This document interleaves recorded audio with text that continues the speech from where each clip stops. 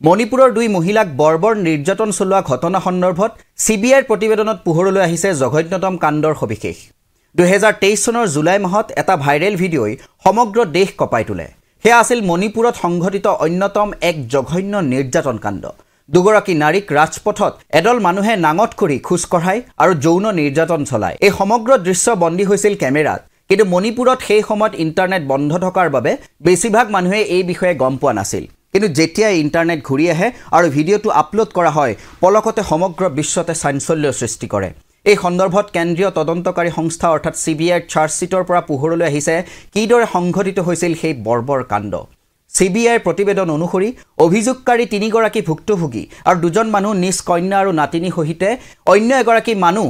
ভয়তে অৰণ্যৰ দিশে পলায়ন কৰে যেটো ভিৰৰ দলে তেওঁলোকক খেদি ফুৰিছিল সেই দলটোৱে তেওঁলোকৰ এটা পৰিয়ালক লুকাই থকা দেখি হাতত কুঠাৰ লৈ খেদি আহে আৰু ভাবুকি প্ৰদান কৰে তাৰ পাছতে লুকাই থকা সকলোকে পৃথক পৃথক গোটত ভাগ কৰি বিপৰীত দিশে লৈ যায় তাৰে এটা গোটত নাৰী দুগৰাকী আছিল প্ৰতিবেদন অনুসৰি খেদিফুৰা দলটোৰ দুই এজনে নাৰী দুগৰাকী গাঁওখনৰ পথতে ৰৈ থকা আৰক্ষীৰ গাড়ীখনলৈ যাবলৈ কয় যেনে তেনে দুইগৰাকীয়ে আহি আৰক্ষীৰ বাহনখনত উঠিবলৈও সক্ষম হয় চালক সহিতে দুগৰাকী আৰক্ষী গাড়ীখনৰ ভিতৰত থকাৰ বিপৰীতে ৩-৪ জন আৰক্ষী বাহিৰত ৰৈ আছিল গাড়ীখন চলাবলৈ অনুৰোধ কৰাত চালকজনে নিৰ্দয়ভাৱে চাবি নাই বুলি কয় মহিলা দুগৰাকী আক্ৰমণকাৰী দলটোৰ হাতত নিৰ্দয়ভাৱে প্ৰহৃত এগৰাকী মানুহৰ জীৱন ৰক্ষা কৰিবলৈ বাৰে বাৰে অনুৰোধ কৰাৰ পাছতো আৰক্ষীয়ে কোনো ধৰণৰ সহায় নকৰে আনহাতে CBIয়ে উল্লেখ কৰে যে হঠাৎ গাড়ীখন চলাই নি আৰক্ষীয়ে প্ৰায় 1000 মানুহৰ ভিৰৰ কাষতে গাড়ীখন ৰখাই দিয়ে আৰক্ষীৰ গাড়ীখনৰ ভিতৰত বহি থকা আনজন